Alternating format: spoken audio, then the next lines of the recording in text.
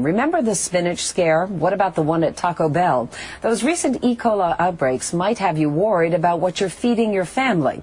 Some say radiation is the answer to all those problems. But is it safe? 2 more suspected cases of E. coli contamination. This subject has been in the news a lot recently. It's an E. coli outbreak. The outbreak has spread to at least 19 states, is being blamed for 1 death. Recent reports on foodborne illness in the U.S. have many consumers up in arms about food safety. Fears that some experts say can be prevented with the use of a treatment called irradiation. We expose foods to this very high energy source, and that causes ionization of DNA. So effectively, we are killing these bacteria by damaging their DNA. Students at Iowa State University, one of the country's 2 teaching facilities, learn the process. Now just push it all the way up to the stop. In their own treatment center and university labs where bacteria is analyzed. We have 2 plates showing the bacteria that have resulted after 24 hours of growth. The radiation would have reduced that to non-detectable results. Irradiated foods are available in stores, usually costing a few additional cents.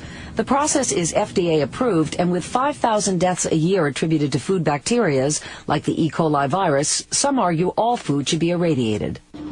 But consumer advocates like D.C.-based Food and Water Watch say not so fast. We need to be doing a lot more to make sure that we're growing clean food in the first place rather than treating it with these really harsh, dangerous technologies to try to fix it at the end of the line. But proponents like Dennis Olson stand by the technology.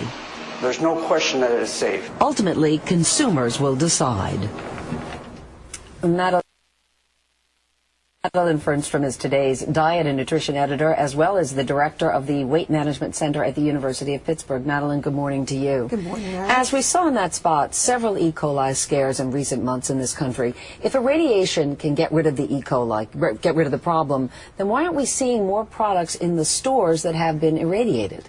Because as you say irradiated, and what pops into your mind? Radioactivity. It is absolutely untrue. Food irradiation is another word for cold sterilization. We think, for example, with milk, it's pasteurized and it kills off all the bacteria with heat. We would never think of drinking unpasteurized milk. Similarly with raw food, with meats and produce, that cold sterilization, that is food irradiation, just takes energy rays and is exposed to the food and then kills off most of the bacteria. So it's very safe. And I think if it were called cold sterilization, more people would embrace it. So these waves essentially just pass through the food? Is that how it works? Right, it passes through the food. Think of this sort of like microwaves, like we have in a microwave oven, but it doesn't cook the food. So it's essentially bad PR then? If they called it cold pasteurization, you're saying people would have no issue with it? Well, here is something that a recent Purdue University study showed, that if you gave people a short introduction about what this would be doing to food and how it would protect the food supply, 9 out of 10 people would decide, okay, I'd really try that. And that's a good thing. There's a lot of misunderstanding. And of course, when one hears about, well, maybe we should just protect the food supply, well, why don't we just get to the root of this and get rid of all the bacteria? Well, that's a good point, though, Madeline. And I appreciate that. The issue is, in a perfect world, that would be wonderful. But I think that cold pasteurization, food irradiation, can be a good tool to help keep the food supply safe. It does not replace good manufacturing processes. There are some special interest groups who say that sometimes this irradiation can chemically alter food and create things like carcinogens. Now, the FDA and the CDC have said that's not true. The food is safe. Who's right? Who do you believe? Well, you know, we have to go with more than 40 years of scientific data. People worry about these things. The FDA, the CDC, and scientists working in this area. It is absolutely safe. And the fear of and opinion about this can't really supersede the ability to say we need to keep the food supply safer and try and kill off as much bacteria as possible. Doesn't it with certain foods actually change, though, the texture of the food and possibly the taste of the food? Now, of course, food irradiation can't be for everything. We really want to look at, things that, like potatoes and onions and some of the fruits and vegetables, that can have a change in texture and perhaps in taste. And it may not be for some of these things. Certainly for raw meats, poultry, pork, lamb, and you can even purchase some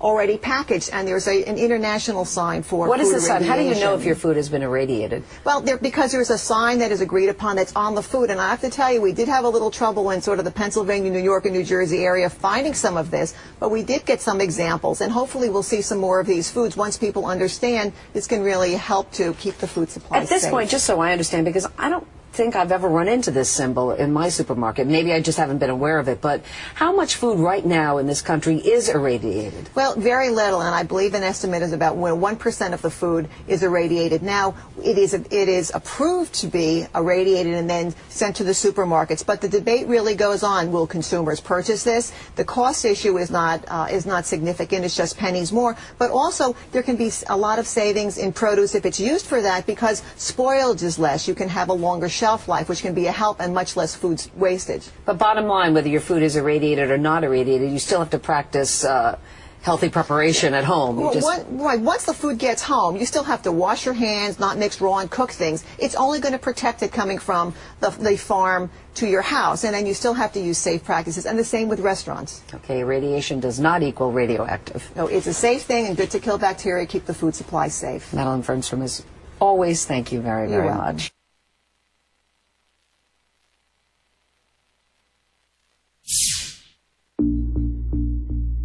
Electromagnetic radiation covers a broad spectrum of wavelengths and includes sunlight, which is vital to life on Earth. The waves have different uses according to their energy. Radio waves enable us to communicate and share information. Microwaves cook our food. Infrared radiation warms us. Visible light illuminates our lives and is essential for food production. Ultraviolet radiation gives us suntans and bone-strengthening vitamin D. X-rays enable us to diagnose and treat illnesses and to check our luggage. And gamma rays are used to sterilize medical equipment. Irradiation using X-rays and gamma rays can also be used to treat food. By choosing the right wavelength and dosage, these rays can prevent sprouting of vegetables like potatoes, maintain their freshness and taste, and destroy harmful bacteria that could be present in spices, meat, or seafood.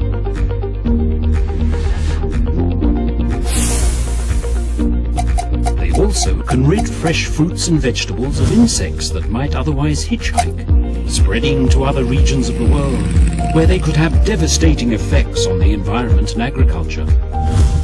Food irradiation involves shining electromagnetic rays or beams of electrons onto food. The energy is transferred at an intensity necessary to give the desired effect. It is a cold process, so spices retain their unique flavors and aromas that would be diminished by heating. It also avoids reliance on chemical methods, such as fumigation or pesticides, to combat bacteria, insects, or other spoilage organisms.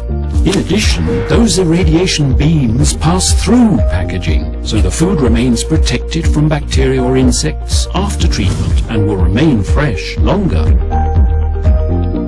Food irradiation offers a chemical-free and heat-free approach.